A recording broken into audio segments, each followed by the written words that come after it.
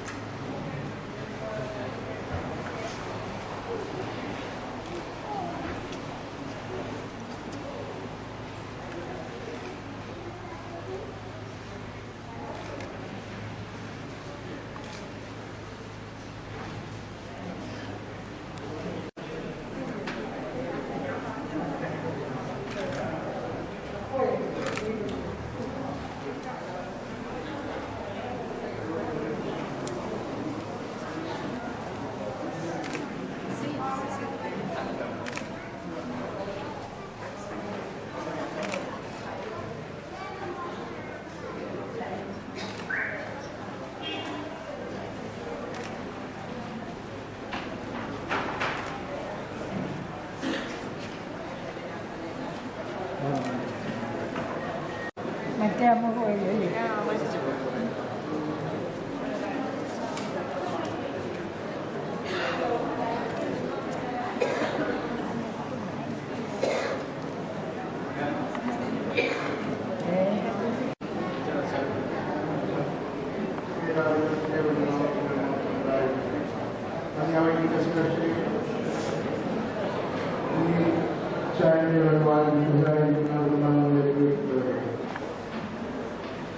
ഏകദേശം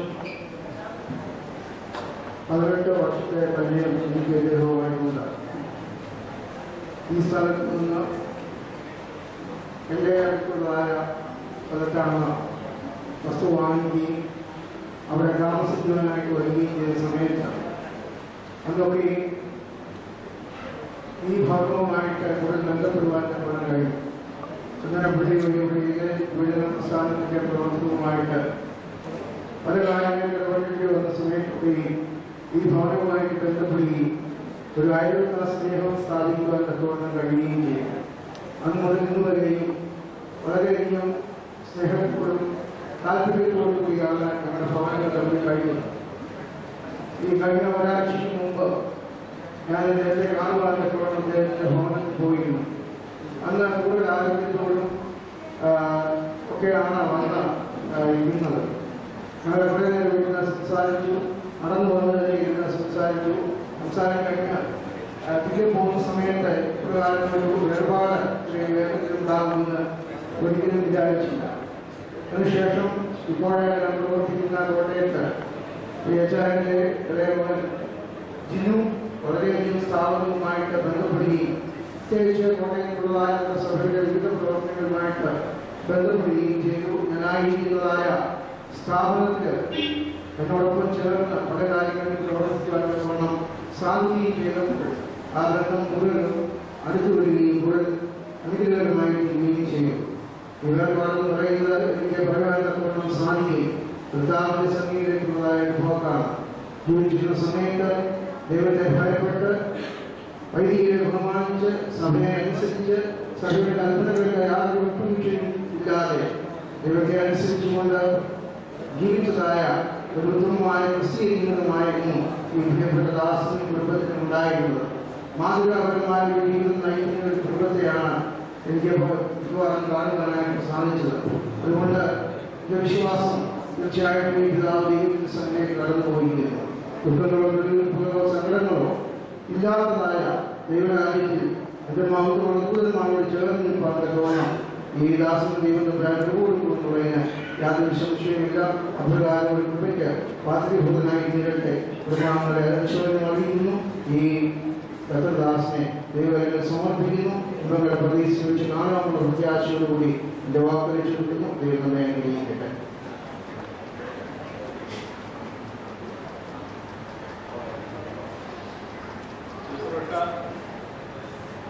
ശുശ്രൂഷ സംഘത്തിന് വേണ്ടി ജോസ് ബെല്ലി പ്രസംഗിക്കുന്നതാണ്. അദ്ദേഹത്തിന്റെ സ്വദേശം കോട്ടയമാണ്. കുടുംബങ്ങളോട് വളരെ സ്നേഹബന്ധപ്പെടുത്തിയ കൂടിയാണ് ദൈവം അനുസരിക്കുന്നത്.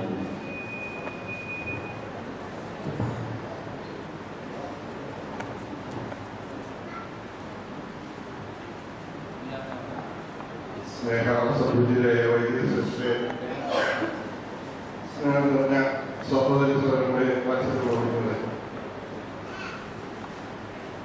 വേർപാട് എപ്പോഴായാലും എവിടെയായാലും വേദനാജനകമാണ്. എന്നിട്ട് തന്നെയും ദൈവസന്നിധിയിലേക്കുള്ള ഉയർന്നു കഴിയുമ്പോൾ എങ്ങനെ പോകുന്നു എന്നുള്ളതിനെ ആശ്രയിച്ചാണ് കാര്യങ്ങൾ ഓർത്തിരിക്കണം. ഒരു വേർപാടില് പ്രത്യേകിച്ച് ഒരു വാങ്ങിപ്പോയ ആളിനെ യാത്രയിരിക്കുന്ന സന്ദർഭത്തില് ജീവിച്ചിരിക്കുന്ന എല്ലാവർക്കും കിട്ടുന്ന ഒരു അവസരമാണ് തങ്ങളുടെ ജീവിതം ക്രമീകരിക്കുവാനായിട്ട് കിട്ടുന്ന ഒരു അവസരം. ദൈവം വിളിക്കുന്ന അവസരത്തിന് വേണ്ടതായ ഒരുക്കത്തോടെ ദൈവത്തിന്റെ വിളിക്ക് യുക്തമായി ദൈവസന്നിധിയിലേക്ക് കടന്നു പോകാൻ തക്കോണം, സമാധാനത്തിലേക്ക് കടന്നു പോകാൻ തക്കോണം, ഇടയാകുവാൻ തക്കോണം നമ്മുടെ ജീവിതങ്ങളെ ക്രമീകരിക്കാൻ ദൈവം നമുക്ക് നൽകിയിരിക്കുന്ന ഒരു അവസരമാണ് ഇത് എന്ന് ഓർക്കുന്നതുമായി നമ്മുടെ ആരാധനയില് നമ്മൾ പ്രത്യേകമായി പ്രാർത്ഥിക്കുന്നുണ്ട്. വിശുദ്ധ കുർബാനയിൽ പ്രത്യേകിച്ച് ദൈവം നമുക്ക് ഉചിതമായ അവസാനം നൽകണമേ എന്ന് പ്രത്യേകമായി പ്രാർത്ഥിക്കുന്നുണ്ട്. അപ്രകാരമുള്ള ഒരു ജീവിതാന്ത്യം ഈ വന്യപിതാവിന് ലഭിച്ചു എന്നുള്ളത് ഒരു സത്യം മാത്രമാണ്. ഈ ലോകത്തിൽ ജീവിച്ചിടത്തോളം കാലം ദൈവത്തെ അറിഞ്ഞും ആരാധിച്ചും ദൈവത്തെ മഹത്വപ്പെടുത്തിയും ജീവിക്കാനായിട്ട് ദൈവം ഇദ്ദേഹത്തിനെ സാധിച്ചു. മാതൃകാപരമായിട്ടുള്ള ഒരു കുടുംബജീവിതം നയിക്കാൻ സാധിച്ചു. മക്കളെ ആ രീതിയിൽ വളർത്തിയെടുത്ത സഭയ്ക്കും സമൂഹത്തിനും കൊള്ളാവുന്നവരായി വളർത്തിയെടുക്കുവാനായിട്ട് കഴിഞ്ഞത് ഒരു മഹാഭാഗ്യം തന്നെയാണ്. ഇന്ന് മലങ്കര സഭയിലെ ചെറുതും വലുതുമായിട്ടുള്ള എല്ലാ സംരംഭങ്ങളിലും വളരെ ജാഗ്രതയോടെ, ഉത്സാഹത്തോടെ, താല്പര്യത്തോടെ, വിനയത്തോടെ, വിശുദ്ധിയോടെ പ്രവർത്തിക്കുവാനായിട്ട് ഈ കുഞ്ഞുങ്ങൾക്ക് കഴിയുന്നുണ്ട് എന്നുള്ളത് വലിയൊരു സത്യം മാത്രമാണ്. ഈ വേർപാടിന്റെ അവസരത്തിൽ നമ്മൾ പൂക്കള് സമർപ്പിക്കുന്നുണ്ട്. ഉചിതമായ രീതിയിൽ അവർക്ക് ഈ ലോകത്ത് കടന്നു പോകാനായിട്ടുള്ള അവസരങ്ങൾ ഒരുക്കുന്നത്. ഇതൊക്കെ ഈ ലോക ജീവിതത്തില് നമ്മുടെ കർത്താവുമായിട്ടുള്ള നിരന്തരമായിട്ടുള്ള ബന്ധം പുലർത്തിയതിനെ ആശ്രയിച്ചാണ് നമ്മൾ ചെയ്യുന്നത്. കർത്താവിന്റെ തിരുശരീര രക്തം അനുഭവിച്ച് ഈ ലോകത്തിൽ ജീവിച്ച് ദൈവത്തിന്റെ നിരക്തം പേടിക്കൊണ്ട് നടന്ന ഒരു മനുഷ്യൻ, ആ മനുഷ്യന്റെ ശരീരം മണ്ണിലേക്ക് ചേർക്കുവാൻ തക്കവണ്ണം നമ്മൾ സംസ്കാരം ചെയ്യുവാൻ പോവുകയാണ്. ആ അവസരത്തിൽ നമ്മൾ വേണ്ടതായ ഉചിതമായിട്ടുള്ള എല്ലാ ബഹുമതികളും നൽകുകയാണ്. ഇതാണ് ഇതിന്റെ പിന്നിലുള്ള യാഥാർത്ഥ്യമെന്ന് നമ്മൾ ഓർത്തിരിക്കണം. ഈ വേർപാടിൽ ദുഃഖിച്ചും വിരമിച്ചു കഴിയുന്ന കുടുംബാംഗങ്ങൾക്കും ബന്ധുബന്ധാദികൾക്കും ദൈവത്തിന്റെ ആശ്വാസം സമാധാനം നൽകട്ടെ എന്ന് ആത്മാർത്ഥമായിട്ട് പ്രാർത്ഥിക്കുകയും ആശംസിക്കുകയും ചെയ്യാണ്. ഈ വാങ്ങിപ്പോയ ആത്മാവ് നമുക്ക് വേണ്ടി നിരന്തരമായിട്ട് മധ്യസ്ഥ അർപ്പിക്കുവാനും ദൈവസന്നിധിയിലേക്ക് കടന്നുപോയിരിക്കുന്നു. എവിടെ നിരന്തരമായിട്ട് ദൈവത്തെ സ്തുതിപ്പാനും മലാഖമാരോട് ചേർന്ന് മലാഖമാരെ ജീവിക്കുവാനുള്ള അവസരം ദൈവം നൽകട്ടെ നമുക്ക് ആത്മാർത്ഥമായിട്ട് പ്രാർത്ഥിക്കാം. പ്രാർത്ഥനകൾ ഓർക്കും പോലെ അബ്രഹാമിന്റെയും ഇസ്ഹാക്കിന്റെയും യാക്കോബിന്റെയും പ്രതികളുള്ള ദീർഘനാൾ വസിപ്പാൻ ഈ വേദാത്മാവിന് സാധിക്കട്ടെ എന്ന് നമുക്ക് ആത്മാർത്ഥമായിട്ട് പ്രാർത്ഥിക്കാം. ഇനിയുള്ള പ്രാർത്ഥനകളൊക്കെ ഇത് തന്നെയാണ് ആവർത്തിക്കപ്പെടുന്നത്. ഈ വാങ്ങിപ്പോയ ആത്മാവ് ദൈവസന്നിധി വസിച്ചുകൊണ്ട് ദൈവത്തെ സ്തുതിക്കുകയും നമുക്ക് വേണ്ടി ഈ ലോകത്ത് ജീവിക്കുന്ന നമുക്ക് ഏവർക്കും വേണ്ടി അദ്ദേഹം അറിയപ്പെടാത്ത എല്ലാവർക്കും വേണ്ടി മധ്യസ്ഥത അർപ്പിക്കുന്ന ഒരു അനുഭവത്തിലേക്ക് കടന്നിരിക്കുകയാണ്. അതിന് ഇടയാകട്ടെ എന്ന് ആത്മാർത്ഥമായിട്ട് നമുക്ക് പ്രാർത്ഥിക്കാം. അദ്ദേഹത്തിന് നിത്യമായ ശാന്തി ദൈവസന്നിധിയിൽ ലഭിക്കട്ടെ. ദൈവം നേരത്തെ ജോലിക്കിരിക്കുന്ന ബ്രഹ്മാനന്ദത്തിന് യോഗ്യനായി തീരട്ടെ എന്ന് ആത്മാർത്ഥമായിട്ട് പ്രാർത്ഥിച്ചുകൊണ്ട് സർവീസുമായിട്ടുള്ള ആദരാഞ്ജലികളും അഖില മലങ്കര ശുശ്രൂഷ സംഘത്തിന് വേണ്ടി സമർപ്പിച്ചുകൊണ്ട് ഞാൻ വാക്കുകൾ തീർക്കുന്നു. നന്ദി, നമസ്കാരം. അതിൻ്റെതായ വലിയ ശ്രദ്ധയെ വേർപാടിൽ ദുഃഖത്തിലും പ്രയാസത്തിലുമായിരിക്കുന്ന കുടുംബാംഗങ്ങളെ ബന്ധുമിത്രാദികളെ കർത്താവിനാൽ അനുഗ്രഹിക്കപ്പെട്ടവരെ പരിശുദ്ധനായ പൗലോസ്ലീഹായെ ഓർമ്മിക്കുന്നു. കൂടാരമായ ഈ ഭൗമഭവനം അഴിഞ്ഞുപോയാലും കൈപ്പിടിയില്ലാത്ത ദൈവപ്രദമായ ഒരു ഭവനം സ്വർഗത്തിലുണ്ട് എന്ന്. സ്വർഗത്തിലുള്ളതായ ആ വലിയ ഭവനത്തിലേക്ക് ഉള്ള യാത്രയിൽ ഈ പ്രിയപ്പെട്ട യഹൂദൻ കടന്നുപോയിരിക്കുകയാണ്. അതുകൊണ്ടാണ് പൗലോസ് അങ്ങനെ പഠിപ്പിക്കുന്നത് ക്രിസ്തീയ ജീവിതം സന്തോഷമാണ്, അതുപോലെ മരണം ലാഭമാണ് എന്ന്. മരിക്കുന്നത് ശ്രേഷ്ഠമാണ്, ലാഭമാണ് എന്ന് പൗലോസ് അങ്ങനെ പഠിപ്പിക്കുന്നു. എന്തുകൊണ്ടാണ് പൗലോസ് അങ്ങനെ പഠിപ്പിക്കുന്നത് എന്ന് ചിന്തിക്കുമ്പോൾ ദുഃഖവും പ്രയാസവും നിറഞ്ഞ ഈ ജീവിതത്തിൽ നിന്ന് എന്നേക്കുമായി നിത്യതയുടെ വാസ്തവത്തേക്കുള്ളതായ പ്രവേശനം സന്തോഷത്തിന്റെ അനുഭവമാണ്. സങ്കീർത്തനക്കാരനെ ഓർപ്പിക്കുന്നത് ഏറിയാൽ 70 അല്ലെങ്കിൽ 80 എന്ന്. അത് ദുഃഖവും പ്രയാസവും നിറഞ്ഞതാണ്. ഈ പ്രയാസം നിറഞ്ഞതായ പരിധിയുള്ളതായ ലോകത്തിൽ നിന്ന് പരിധിയില്ലാത്തതായ ദൈവസ്ഥാനത്തിലേക്കുള്ളതായ പ്രവേശനം സന്തോഷത്തിന്റെ അനുഭവമാണ്. അതുപോലെ തന്നെ കടന്നുപോയ പിതാക്കന്മാരോടും ചേർന്നുള്ളതായ വാസം, ദൈവത്തെ സ്തുതിക്കുന്നതായ ഒരു അവസ്ഥ, അത് സന്തോഷത്തിന്റെ അനുഭവമാണ്. അതുപോലെ തന്നെ പൗലോസ് ഈ ജീവിതത്തെ ഊന്നിച്ചിരിക്കുന്നത് ഒരു കൂടാരത്തോട് ചേർത്ത് വെച്ചുകൊണ്ടാണ്. അതുകൊണ്ടാണ് ഇങ്ങനെ പറയുന്നത്, കൂടാരമായ ഈ ഭവനം അഴിഞ്ഞു പോയാൽ കൈപ്പണിയെല്ലാം ദൈവനിർമ്മിതമായ ഒരു ഭവന സ്വർഗത്തിലുണ്ടായിരുന്നു.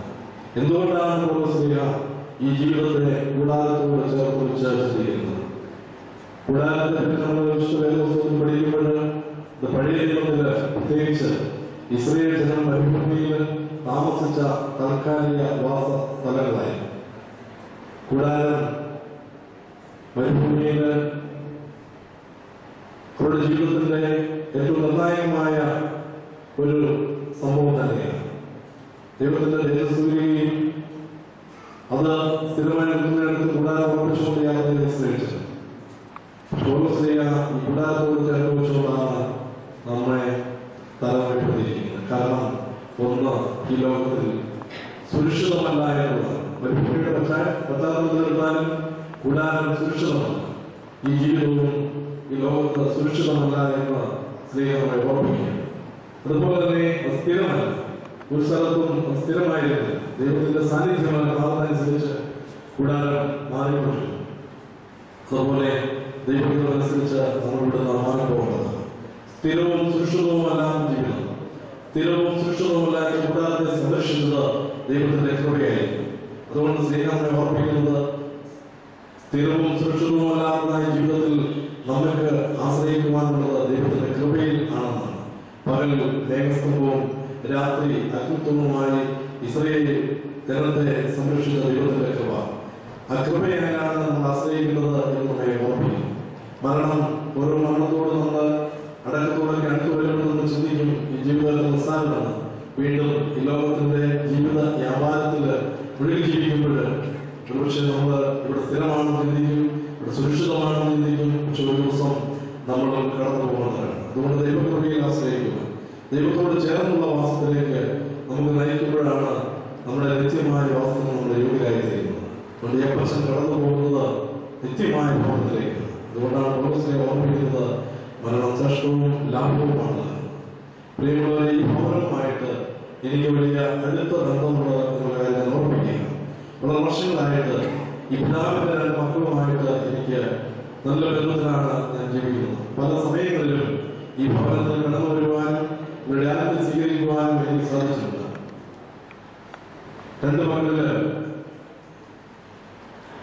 കോട്ടയത്ത് താമസിക്കുന്നതായ ഇളയപുത്രനും വൈദിക സെമിനാരിയോടും സെമിനാരിയുടെ പ്രവർത്തനങ്ങളോടും സഭയോടും, അതുപോലെ തന്നെ ന്യൂസിലൻഡിൽ താമസിക്കുന്ന മൂത്തമകൻ സുനും, അതുപോലെ സഭയുടെ അവിടുത്തെ പ്രവർത്തനങ്ങളോടും വളരെ ശക്തമായി ചേർന്ന് നിൽക്കുന്നു എന്ന് എല്ലാവർക്കും അറിയാവുന്ന ഒരു കാര്യമാണ്. അതായത് ഈ പിതാവിനെ ഞങ്ങൾ കാണുന്നത് മക്കളിലൂടെയാണ് പിതാവിനെ ഞങ്ങൾ ദർശിക്കുന്നത്. പരിശുദ്ധനായ വടക്കയുടെ 71 ഓർമ്മപ്പെടുന്നതോടനുബന്ധിച്ചാണ് ഇളയ മകൻ ജീവനുമായിട്ട് എനിക്ക് പരിചയപ്പെടുവാനായിട്ട് സാധിച്ചു.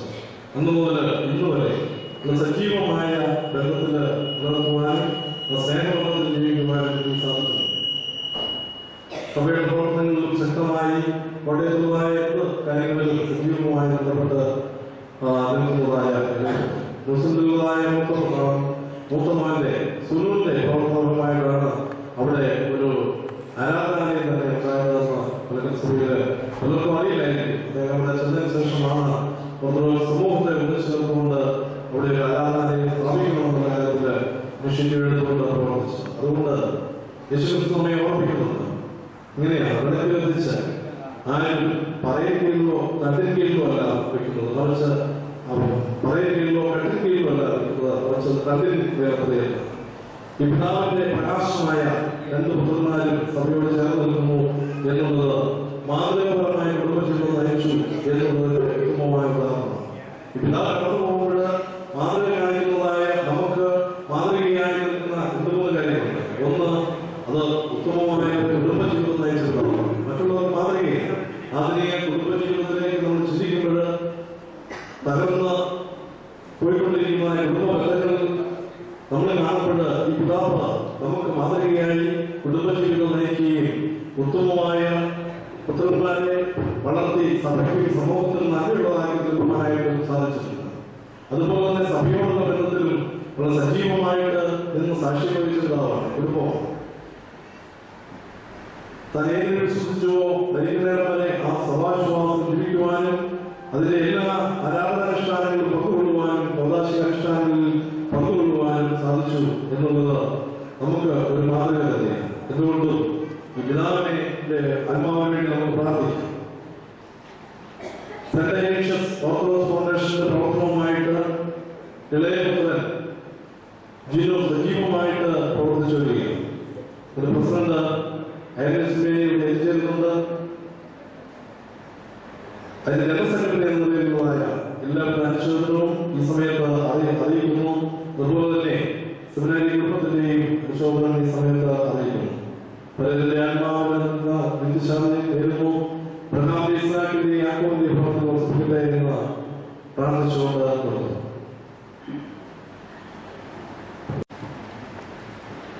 ദൈവത്തിന്റെ പരിശുദ്ധനാമത്തിന് മഹത്വം ഉണ്ടാകട്ടെ.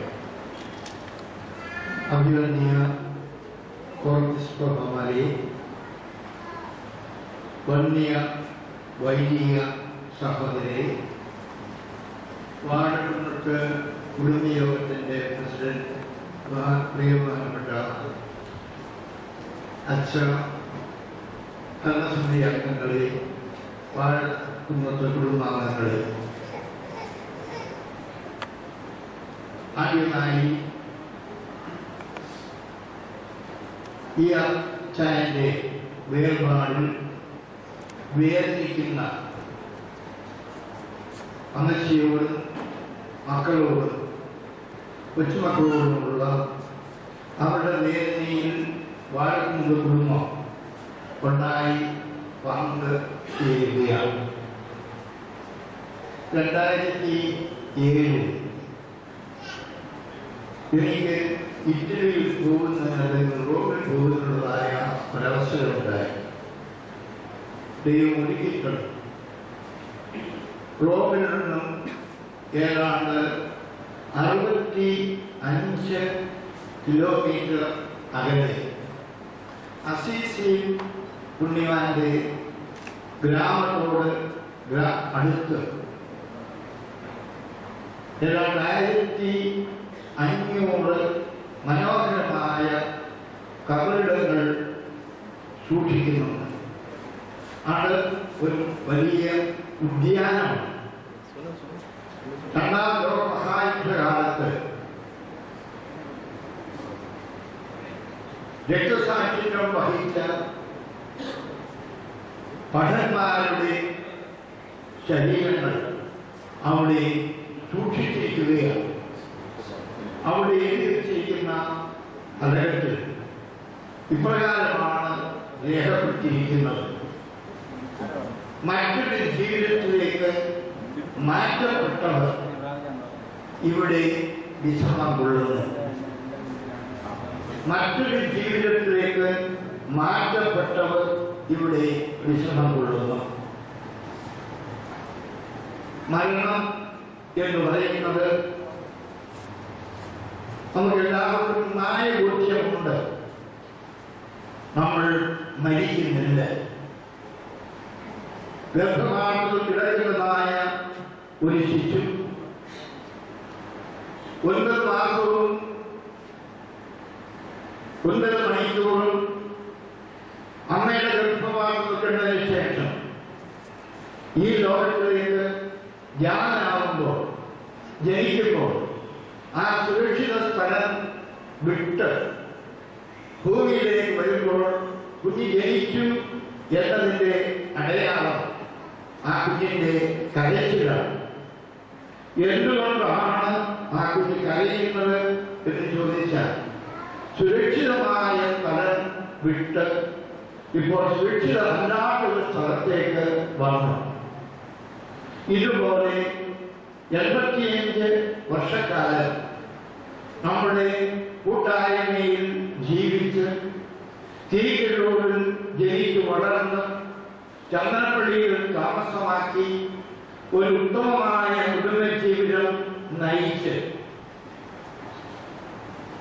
സമൂഹത്തിനും അതുപോലെ തന്നെ കൂട്ടായ്മയ്ക്കും വേണ്ടതായ ശക്തി പകർന്നു കൊടുത്തതിന് ശേഷം തന്റെ ജീവിതത്തിന്റെ പര്യവസാനത്തിൽ ദൈവം നിശ്ചയിച്ചതായ സമയത്ത് അവിടുത്തെ മഹത്വയുടെ രാജ്യത്തിലേക്ക് ഈ അച്ഛനെ ഇപ്പോൾ മാറിപ്പോയിരിക്കുകയാണ്. അവിടെ നമ്മൾ ഈ അച്ഛന്റെ മരണത്തെ ചിന്തിക്കുമ്പോൾ നമ്മൾ 36-ാം ഞായറാഴ്ച നാളെ ആഘോഷിക്കുകയാണ്. നൊയമ്പർ എന്ന് പറയുന്നത് നൊമ്പരപ്പെടുന്നവരുടെ നൊമ്പരം ഏറ്റെടുക്കുവാനായി നൊമ്പരമില്ലാത്തവരായ തമ്പുരാൻ നൊമ്പരപ്പെട്ടതിന്റെ ആ അനുസ്മരണയാണ് നമ്മൾ നടത്തുക. നമ്മുടെ എല്ലാവരുടെയും നൊമ്പരമില്ലാത്തവർ ഏറ്റെടുത്തുകൊണ്ട് നൊമ്പരമില്ലാത്തതായ സൗഭാഗ്യത്തിലേക്ക് നമ്മളെ നയിക്കുന്നു. ആ യാത്രയിൽ ഓരോ കുടുംബത്തിലും അവരുടേതായ ദൗത്യം നിറവേറ്റുവാനായിട്ടുണ്ട്.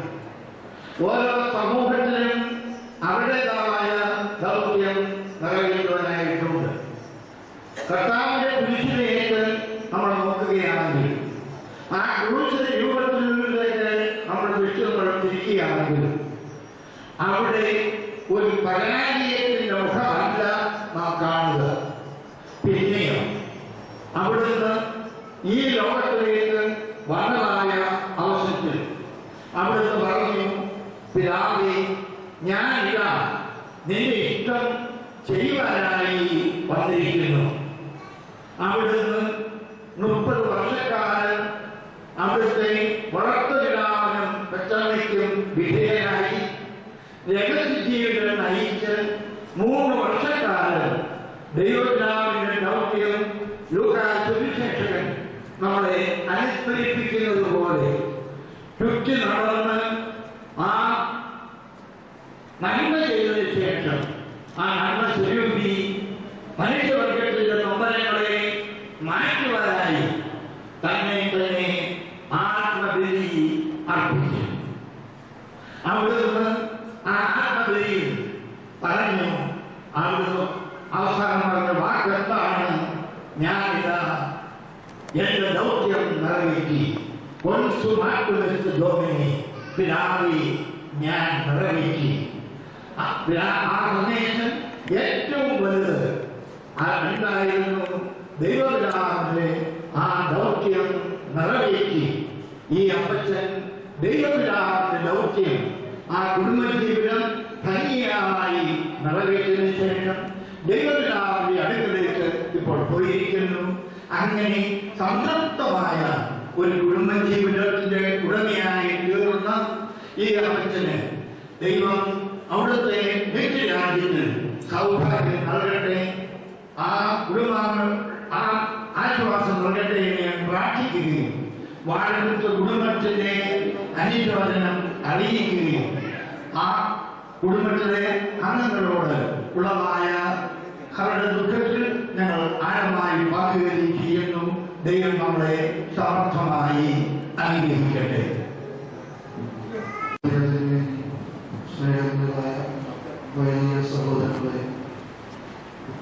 വേർപാടുന്ന ഏവരുമേ ദൈവം നൽകിയ മനുഷ്യായുസ് അർത്ഥവത്തായിട്ട് ജീവിച്ച് ഈ ലോകം ദൈവസന്നിധിയെ കടന്നുപോയിരിക്കുന്ന ഈ ദാസന്റെ വേർപാട് മാനുഷികമായിട്ട് ബന്ധുക്കൾക്കും മക്കൾക്കും ഒക്കെ ദുഃഖമുണ്ട്.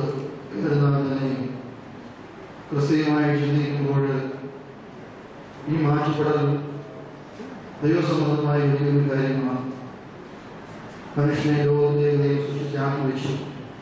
തന്റെ കൽപ്പനകൾ പാലിച്ച് ഇവിടെ ജീവിച്ച് ഇവിടെ നിന്ന് ഇമ്പങ്ങളുടെ പ്രദേശത്തിലേക്ക് മാറ്റപ്പെടുന്ന ഒരവസ്ഥ, അത് കേവലം ഇവിടെ കൊണ്ട് അവസാനിക്കുന്നതല്ല, മറിച്ച് വളർച്ചയുടെ അനുഭവമാണ്. മാതൃകയായ ജീവിതം മക്കൾക്ക് കാഴ്ചവെക്കുവാൻ കഴിയുമെന്നുള്ളത് പരമപ്രധാനമായ കാര്യമാണ്. യുഗത്തിലെ ജീവിതം കഴിഞ്ഞ് ഫലത്തിലേക്ക് പോകുന്ന വ്യക്തികൾക്ക് നൽകുവാനുള്ളതായ സംഭാവന എന്ന് പറയുന്നത് മാതൃകാപരമായ ജീവിതമാണ്.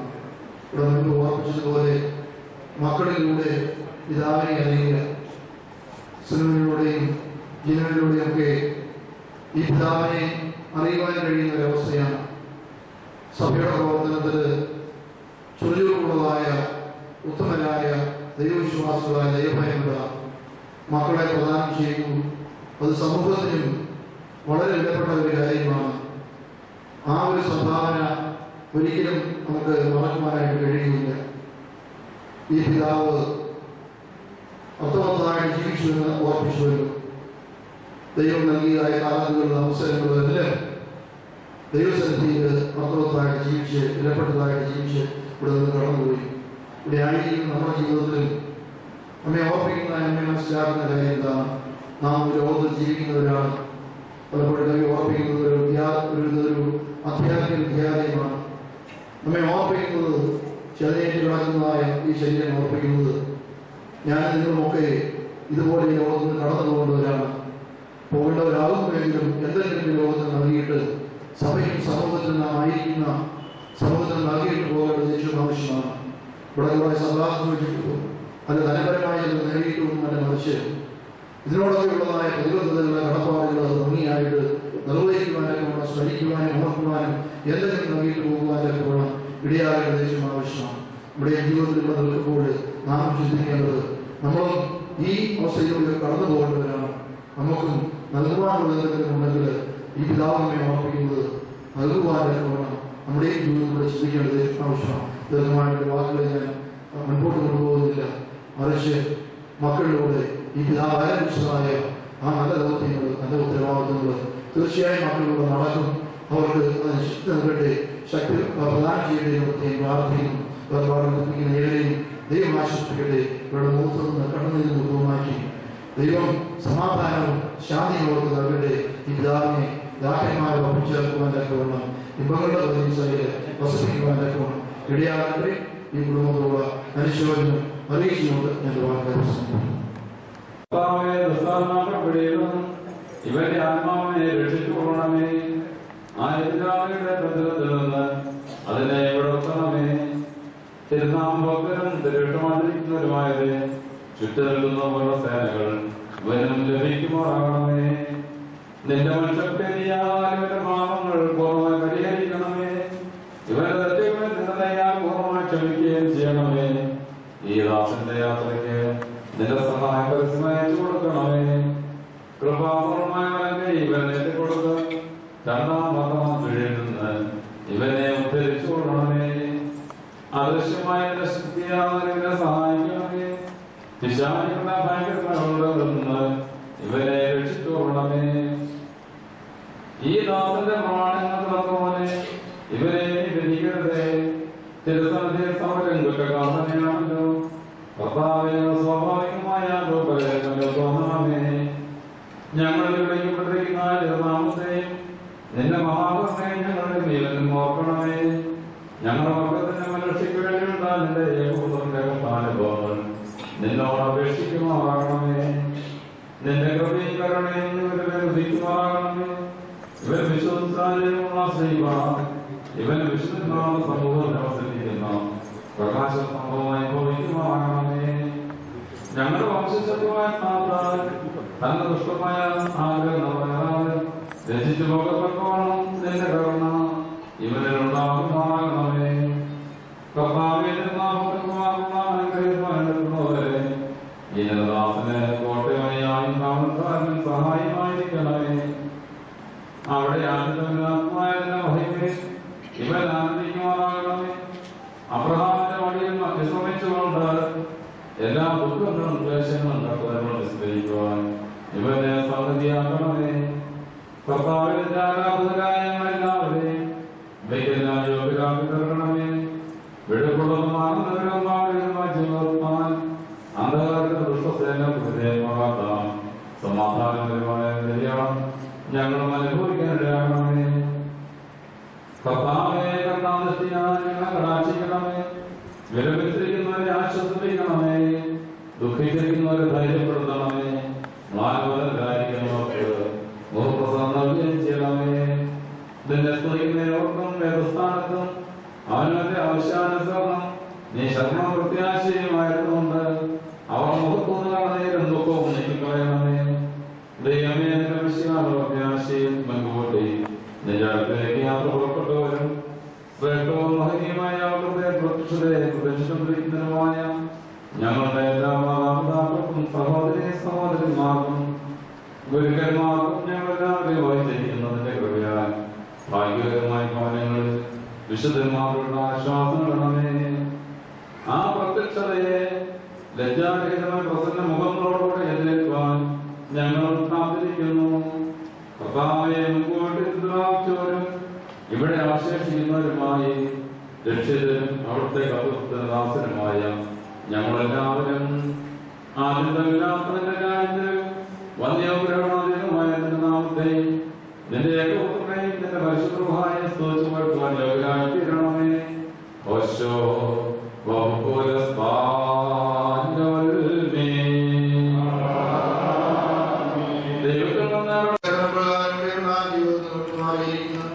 ഈ ആത്മാവിന് വേണ്ടി നടപേക്ഷിക്കുകയും ചെയ്യുന്നു. ഷാജികളെ കടലിലും അന്തരീക്ഷവാസിയുമായ ശത്രുക്കളെ അദൃശ്യമാക്കുന്നു. ഈ ആത്മാവെ ക്ഷമാറാക്കണമേ. ഞങ്ങളുടെ കർത്താവിന്റെ ദൈവമേ, ഈ ആത്മാവ് യാത്രയുന്നു വിശുദ്ധന്മാരുടെ ആലയങ്ങളും ജീവനോടൊപ്പം ചെന്നേരുവാൻ ഞങ്ങളുടെ ഞാൻ സന്ധിയാക്കണമേ.